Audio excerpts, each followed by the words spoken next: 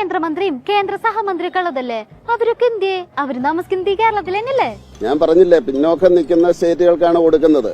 കേരളം പിന്നോക്കമാണെന്ന് പ്രഖ്യാപിക്കൂ, അപ്പൊ കിട്ടും. ഞങ്ങൾക്ക് റോഡില്ല, ഞങ്ങൾക്ക് വിദ്യാഭ്യാസം ഇല്ല, ഞങ്ങൾക്ക് അങ്ങനെയുള്ള കാര്യമില്ല എന്ന് കേരളം പ്രഖ്യാപിച്ചാൽ, കേരളം മറ്റ് സംസ്ഥാനങ്ങളെക്കാൾ വിദ്യാഭ്യാസപരമായിട്ട് പിന്നോക്കമാണ്, സാമൂഹ്യപരമായിട്ട് പിന്നോക്കമാണ്, ഇൻഫ്രാസ്ട്രക്ചർ രീതിയിൽ ഞങ്ങൾ പിന്നോക്കമാണ് എന്ന് പറഞ്ഞു കഴിഞ്ഞാൽ അത് കമ്മീഷൻ പരിശോധിക്കും.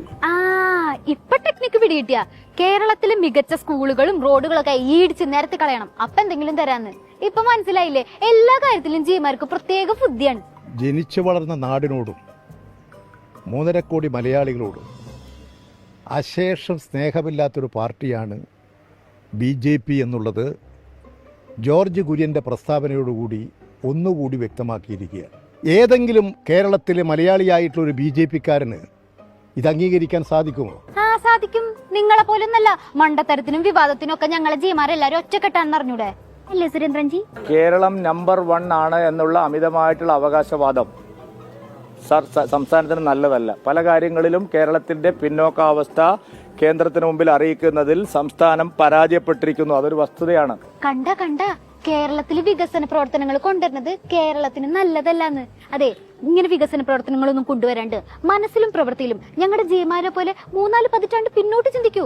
അപ്പൊ കേരളത്തിന് വേണ്ടത് എന്തുട്ടാന്ന് പരിഗണിക്കാം. ഇത് കേരളത്തെ നിരോധിക്കുന്ന ബഡ്ജറ്റാണ് എന്ന് കേരളത്തിൽ ചർച്ച ചെയ്യപ്പെടുന്ന ഘട്ടത്തിൽ തന്നെ, ഇത് കേരളത്തെ നിരോധിച്ച ബഡ്ജറ്റാണെന്ന് നാടാകെ ചർച്ച ചെയ്യുന്ന ഘട്ടത്തിൽ തന്നെ കേരളത്തെ അപമാനിക്കുന്ന ഒരു പ്രസ്താവന കൂടി BJPയുടെ മനസ്സറിഞ്ഞ്, BJPയിലെ പലരും അത് പുറത്തു പറയുന്നില്ല, അദ്ദേഹം പുറത്തു പറഞ്ഞു എന്ന് മാത്രമേ അതിലുള്ളൂ. അപ്പൊ കേരളത്തോട് വളരെ സ്നേഹമുള്ള കേന്ദ്ര സഹമന്ത്രിക്ക് പറയാനുള്ളത്, കേരളം പിന്നോട്ട് പോയിട്ടുണ്ടെങ്കിൽ എന്തെങ്കിലും തരാൻ. ഇനി ഈ വിഷയത്തിൽ കേന്ദ്രമന്ത്രിക്ക് എന്തുട്ടാണോ പറയാനുള്ളത്? മറ്റുള്ളവരുടെ കാര്യം എന്റെ അടുത്ത് ചോദിക്കരുത്. അതങ്ങനെ ഒരു കേന്ദ്രമന്ത്രി മറ്റുള്ളവരുടെ കാര്യം ചോദിക്കരുതെന്ന് ഓംബ്ര ചോദിക്കണില്ല. മറ്റുള്ളവരുടെ കാര്യമല്ല, കേരളത്തിന്റെ കാര്യം ചോദിച്ചത്. മോദി സർക്കാർ ചരിത്രത്തിലെ ഏറ്റവും നല്ല ബജറ്റാണ് ഇപ്പോൾ അവതരിപ്പിച്ചിരിക്കുന്നത്. ഇന്ത്യയിൽ ആരും അതിനെ എതിർക്കുന്നില്ല.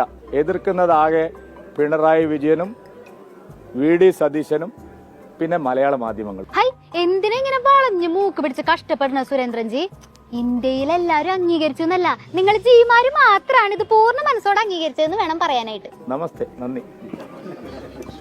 അപ്പൊ കേരളത്തെ അധിക്ഷേപിച്ച് കേന്ദ്ര സഹമന്ത്രി ഒരു വഴിക്ക് പോയി, അതിനെ സപ്പോർട്ട് ചെയ്ത് സുരേന്ദ്രൻജി വേറെ വഴിക്ക് പോയി. വളരെ പ്രതീക്ഷയോടെ തൃശ്ശൂരുകാരെ അങ്ങോട്ടേക്ക് അയച്ച കേന്ദ്രമന്ത്രി സുരേഷ് ഗോപിജി ആണെങ്കിൽ എന്തെങ്കിലും ചോദിച്ചിട്ടുണ്ടെങ്കിൽ അപ്പ കൈമലർത്തും. ഇല്ലില്ല, എല്ലാ കാര്യത്തിനും മൂപ്പര് കൈമലർത്തില്ല കേട്ടോ. പുള്ളിയുടെ ഹൈ ലെവലിലുള്ള കാര്യങ്ങൾ വരുമ്പോ അദ്ദേഹം ഹൃദയത്തിൽ നിന്നും സംസാരിക്കാറുണ്ട്. പക്ഷേ നിങ്ങൾക്ക് ചിലപ്പോൾ അത് മനസ്സിലായി